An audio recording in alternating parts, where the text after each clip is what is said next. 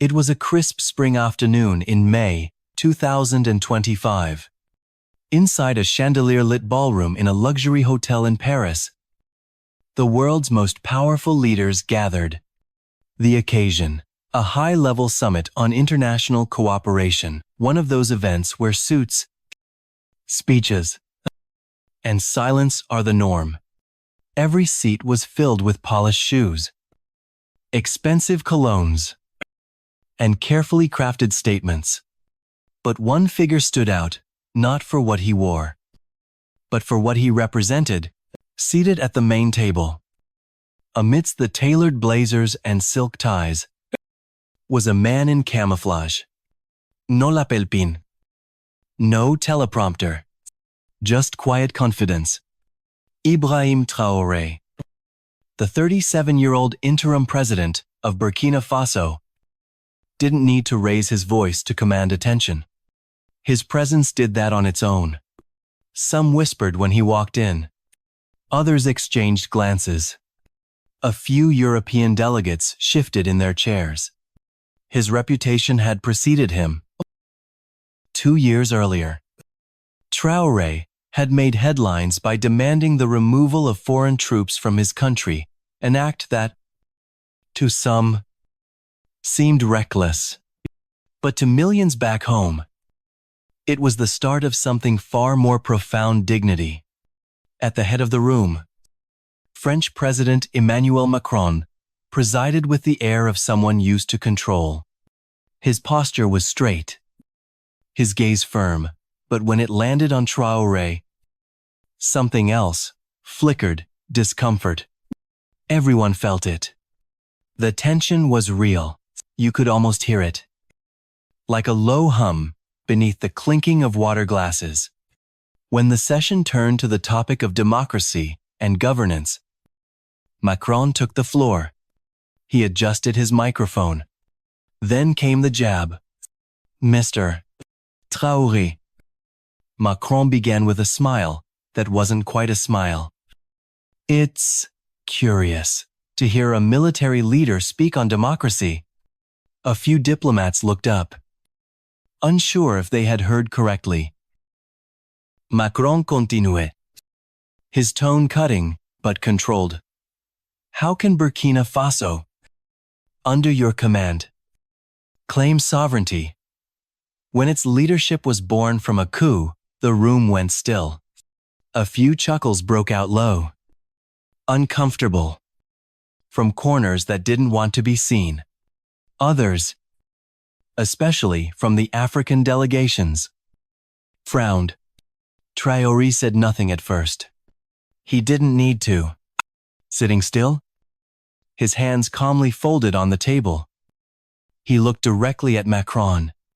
His eyes were unwavering. A camera zoomed in. Another followed. The world would see this moment. Beside him, his aide leaned in and whispered in Mossy, "Mon président, let it go." But Traoré raised a quiet hand.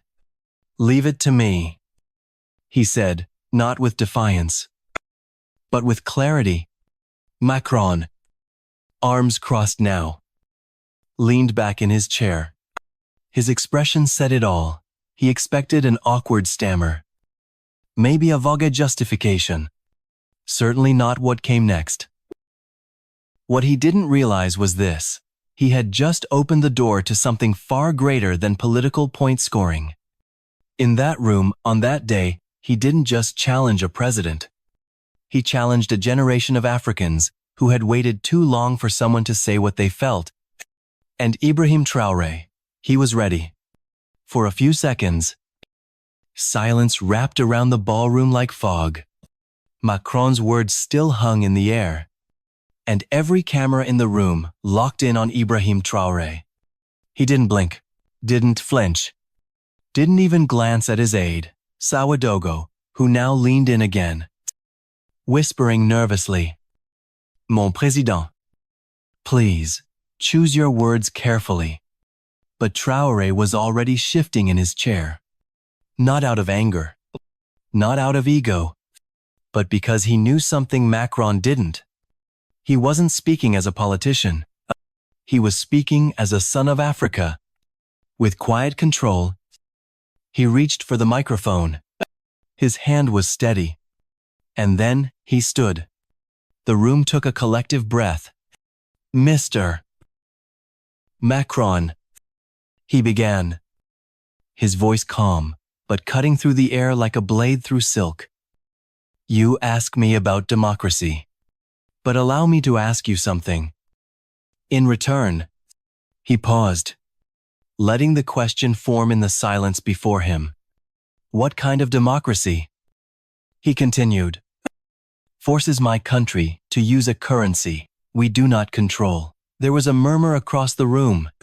European diplomats looked puzzled. African diplomats looked hopeful.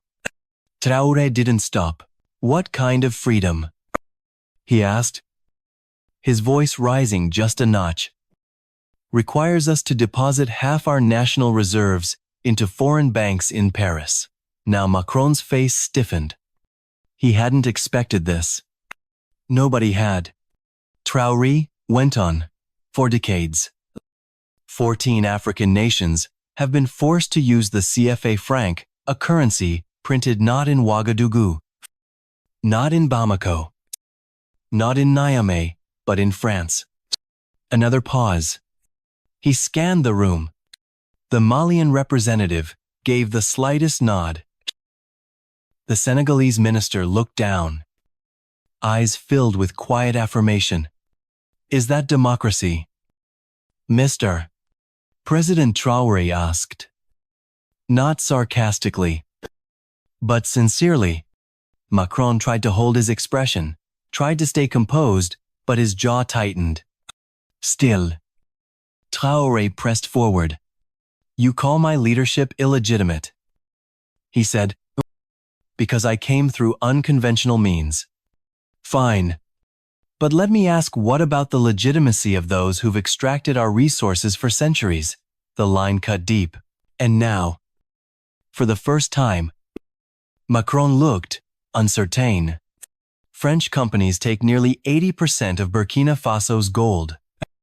Traoré said, 80%. And what do they leave behind? Crumbs. He didn't raise his voice. He didn't need to. His words carried weight because they weren't for applause.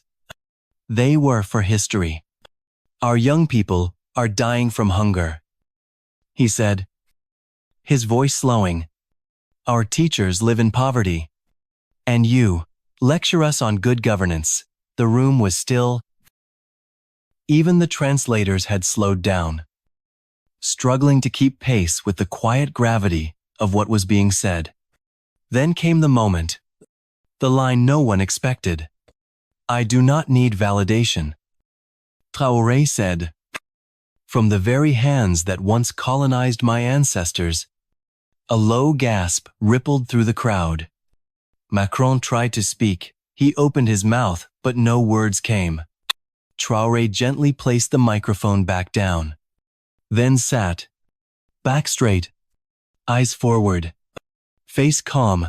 The hall erupted not in cheers, but in hushed astonishment. Soft applause came from the African side of the room. Macron stayed frozen. And in that moment, it became clear. This wasn't just a response. It was a reckoning.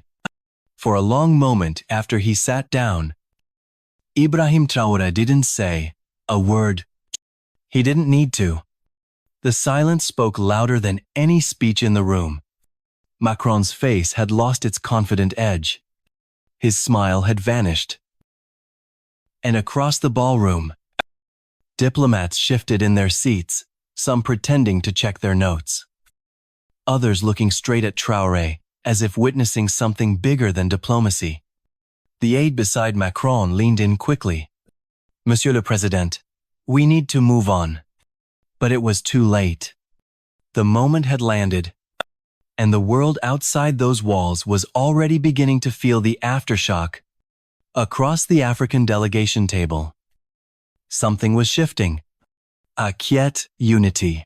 Mali's representative, Aimi Goïta, whispered to a colleague. He spoke for all of us. The president of Senegal, known for his caution in public forums, tapped the table softly in a subtle show of support, just enough to be noticed, even across the Atlantic. In a broadcast room in Brazil, a young journalist watching the summit turned to her editor and said, "That wasn't just politics, that was truth." Back inside the Paris ballroom, Macron finally leaned toward the mic again. His voice was low, trying to reclaim the floor. "That's a simplification," he said slowly. "France has supported Africa." But the words didn't land. Not this time. The weight of Traoré's speech had shifted the ground beneath him. European diplomats, once poised and stoic, were now visibly uncomfortable. Some exchanged glances. Some didn't hide their frustration. And some just stared straight ahead, perhaps wondering how the script had been flipped. The press pool, meanwhile, had come alive. Journalists on laptops began typing furiously. Cameras zoomed in and panned out. One reporter whispered into her mic, "Traoré's speech may go down in history as a defining moment in Africa-Europe relations." But the real firestorm wasn't happening inside the room. It was already erupting online. At exactly 2:08 p.m. Paris time, the hashtag number, Traoré Macron, began trending on X, formerly Twitter.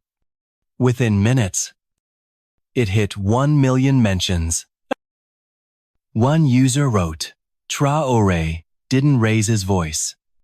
He just raised the truth." Another posted, "The CFA Frank. Finally." Someone said it out loud. From Dakar to Lagos. From Ouagadougou to Nairobi. People were sharing clips of Traoré's speech like it was a national anthem. In the central market of Ouagadougou, radios replayed the moment. A vendor stood on a wooden crate and shouted, "Our captain has spoken." People applauded. Some cried. Others just listened in silence, eyes wide with pride. At the military base back home, Ouagadougou Traoré's closest aide was glued to a screen.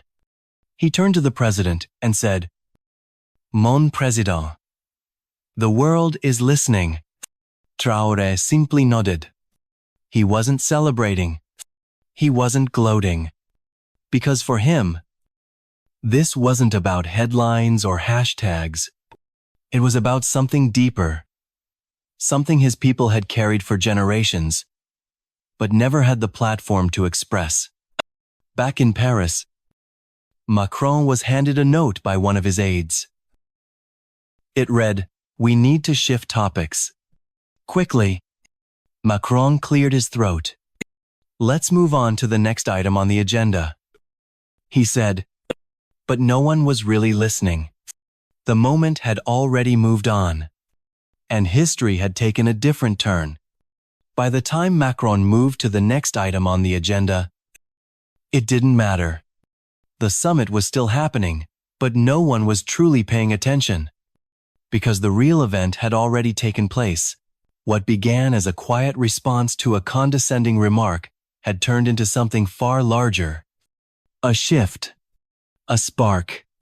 At 2:10 p.m. in Paris, the room was still buzzing with whispers. Some European leaders tried to pretend the moment hadn't shaken them, while others simply sat in silence, staring at the man in camouflage who had just undone decades of polite avoidance with a few calm sentences. But across Africa, there was no silence. There was movement. In Ouagadougou, radios played back Traoré's words as if they were music. In the central square, a crowd gathered around a street vendor's portable radio. When the line played, "I don't need validation from those who colonized us," someone in the crowd shouted, "Say it again." People clapped. Others wiped away tears. A mother held her child close and whispered, "One day, you'll remember where you were when he said it." Back inside the military base, Ouagadougou showed Traoré his phone. "Sir?" he said quietly. "X is exploding. #number. Traoré v Macron. Millions of mentions in under an hour." Traoré glanced at the screen, then looked away. His focus wasn't on virality, it was on what came next. But the world, it was watching. In Dakar, youth groups began organizing peaceful marches, holding signs that read, "End the CFA, Frank." In Abidjan, university students shared clips of the speech with captions like, "This is what leadership looks like." Even in London and New York, members of the African diaspora posted reactions. Some shocked, some inspired, but all united by a common feeling. He said what no one dared to. In Paris, young people of African descent began gathering near the summit's venue not to protest, but to support. One student held a cardboard sign that read, "We are not your colonies." Meanwhile, the international media couldn't keep up. BBC ran with the headline, "Burkina Faso's Traoré sparks global debate on sovereignty." Al Jazeera published a story titled, "Camouflage, Encourage Africa's Voice Echoes in Paris." Even CNN, typically cautious with coverage of African politics, released a breaking alert. Historic speech in Paris exposes long-standing economic tensions. Macron, now visibly strained, was ushered into a private room with aides. One of them tried to calm him. "Sir, we'll issue a statement. Control the narrative." But Macron's voice was sharp. "He ridiculed me. In front of the world." Outside the room, reporters waited. Inside, damage control had begun. Meanwhile, Traoré sat quietly with his team. His phone kept buzzing. Messages came in from leaders across the continent. The Nigerian ambassador wrote, "You spoke what we've all carried in silence." The president of Mali messaged, "Your words opened the door. Now we must walk through it." Traoré read each one, then placed the phone face down. To him, it wasn't about revenge or humiliation. It was about something deeper: truth, finally spoken in the right place, at the right time. And truth, once spoken, doesn't disappear. By nightfall, the summit in Paris had technically moved on. New panels, new speakers, new discussions filled the schedule. But the truth was, nobody remembered a word of them. All anyone could talk about was Ibrahim Traoré. At 2:15 p.m., less than an hour after the speech, Macron attempted damage control. Surrounded by advisors, he stepped in front of the press for a brief, hastily arranged conference. France, it declared, respects African sovereignty and seeks fair partnerships. But the words rang hollow. Even Macron seemed unsure of them. A reporter from West Africa immediately asked the question no one else dared to: "What about the CFA franc?" Mr. President Macron hesitated. "That's a complex issue." It deflected, and just like that, the contrast was complete. Back in Ouagadougou, Traoré had returned to the military base. No red carpet, no celebration, just his team, a few folded chairs, and a wall covered with strategy maps. Ouagadougou entered with a folder. "Mon président," he said, "the African Union has requested an emergency meeting about the CFA franc." Traoré nodded slowly. It's time. He wasn't thinking of applause. He was thinking of policy. We're proposing a new sovereign currency. He continued. In coordination with Mali and Niger. The Alliance of Sahel States. Or AES. 3 nations bound not just by borders, but by shared struggle had already begun discussions months ago. But now, Traoré's speech had poured gasoline on a flame. In Bamako, Malian officials released a statement. Burkina Faso has shown us the mirror. We must now shape our reflection. In Dar es Salaam, protesters filled the city square. Their signs carried Traoré's words, "Our gold will fund our freedom. We want currency, not chains." In northern Nigeria, local leaders sent messages to Burkina Faso, requesting guidance on refining gold locally, mirroring Traoré's bold economic strategy. Even in small villages, places without electricity, with only solar-powered radios, the name Traoré carried a weight that didn't exist just 24 hours earlier. One elder farmer in the town of Djibo sat under a tree, eyes closed, listening. He made us proud, he said softly. He gave us back our voice. And then came the numbers. At the military base, Ouagadougou refreshed the live dashboard. The hashtag number, Liberté, CFA franc, just hit 15 million mentions. He said, Europe, America, Africa, the diaspora, everyone is talking. Traoré looked at the screen for only a second. Then he pointed to a map. Here, he said, tapping a small gold-rich region near the border. We'll expand the refinery. We'll use our gold to fund our future. He added, no more dependency. No more crumbs. At that moment, the story was no longer about a speech. It was about what came next. A continent stirred. A generation listened.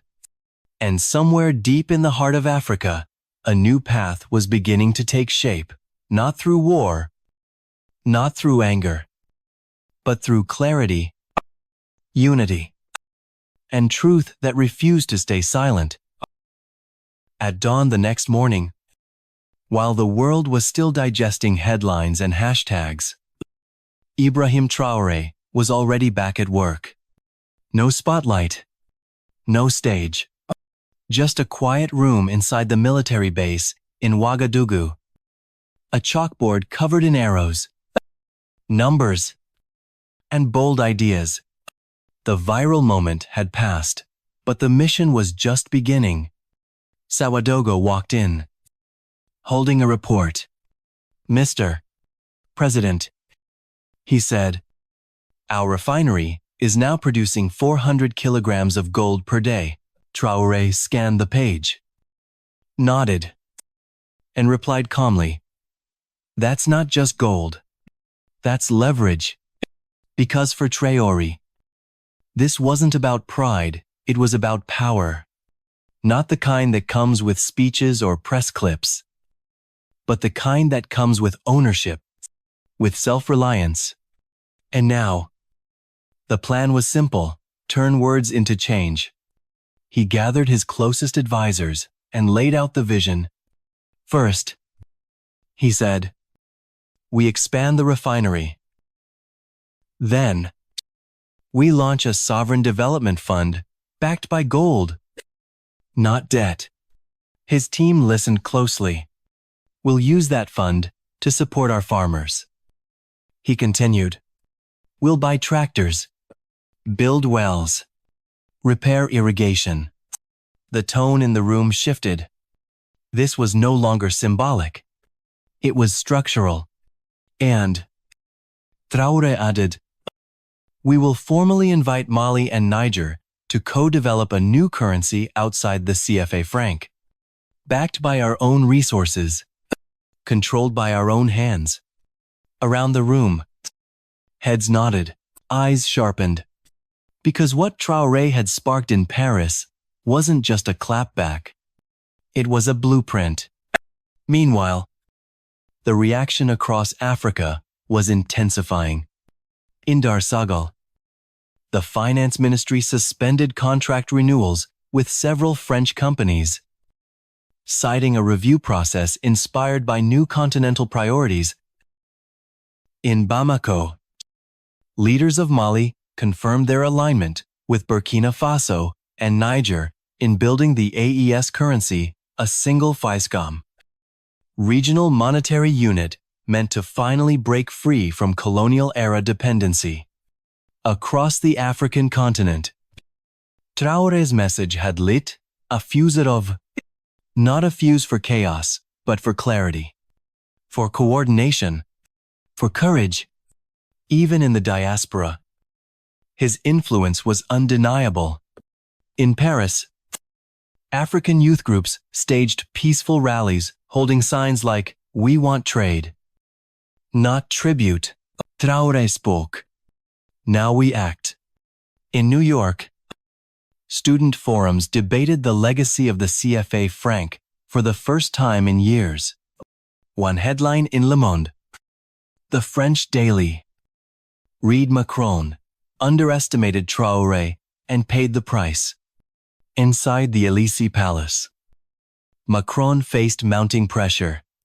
Editorials criticized his dismissiveness. Poll numbers dipped. All because one man in camouflage refused to bow. Back in Ouagadougou, Traoré remained focused not on optics, but on action. He reviewed new blueprints for rural health centers. He finalized a proposal for gold-backed microloans to support women entrepreneurs. And he approved the first steps for the AES Treasury Council, a financial institution that would operate outside French oversight. At one point, Ouagadougou entered with another update. "Mr. President," he said, "the African Union has endorsed our motion. The CFA franc is under formal review." Traoré smiled faintly, not for himself, but for the children he'd seen playing barefoot in the dust, for the farmers who tilled without tractors, for the teachers who gave lessons without pay. This wasn't the end of a moment. It was the beginning of a movement, one that would define not just a country, but a continent learning to stand tall on its own terms. By 11:00 p.m. May 13th, 2025, the lights of Ouagadougou glowed with an unusual warmth. From apartment balconies to roadside stalls, from radio towers to refugee camps, the name Ibrahim Traoré had become more than a headline. It had become hope. All across Burkina Faso, people gathered in homes and cafes, replaying his speech like a national anthem. Vendors in the central market chanted his name, banging pots in rhythm. Teenagers wrote his words in chalk across schoolyard walls. And far beyond his borders, something even bigger was happening. In Addis Ababa, the African Union convened an emergency summit just 72 hours after Traoré's speech. The topic replacing the CFA franc with a new sovereign African currency. The motion passed unanimously to begin formal studies led by Burkina Faso, Mali, and Niger. In Paris, peaceful demonstrations swelled outside French financial institutions, organized by African diaspora groups, waving signs like, "We are not your colonies. Gold is ours. The future is too." In New York, young black students held forums to discuss the speech not as a protest, but as a study in clarity, courage, and leadership. Even the United Nations, typically cautious, included excerpts from Traoré's remarks in an official report on economic self-determination. And through it all, Traoré said little. He didn't need to. Because his words in that ballroom had done something no currency could ever buy. They restored dignity. Back at the military base. As the final reports came in, Sawadogo stood beside him. Our refinery is running at full capacity, he said. 400 kilos per day. Traoré nodded. That gold won't just sit in vaults, he replied. It will fund schools, clinics, wells. He looked over a stack of proposals, each one grounded in reality, not rhetoric. One outlined a national food program using local harvests. Another proposed a free vocational training network for youth across AES nations. Yet another focused on mobile healthcare units for remote villages. We will build, Traoré said quietly, until no child in Burkina Faso grows up thinking poverty is their destiny. Outside, chants echoed again. Our captain has freed us. But Traoré didn't see himself as a savior. He saw himself as a bridge between past and future, between silence and truth, between what Africa had been and what it could now become. His face was calm, his eyes steady, but his heart full. Then, as midnight neared, he stood from his desk and walked out into the courtyard. The night air was warm. A few soldiers stood nearby, talking softly. He paused, looked up at the stars, and in that moment, there were no cameras, no microphones, no applause. Just a man in uniform, quiet, resolute, who had dared to speak truth and who now carried the weight of turning it into reality. Because change doesn't end with a speech. It begins when someone refuses to stop at words. And on that May night in 2025, under the West African sky, Ibrahim Traoré wasn't remembered as the man who silenced a room in Paris. He was remembered as the man who awakened a continent.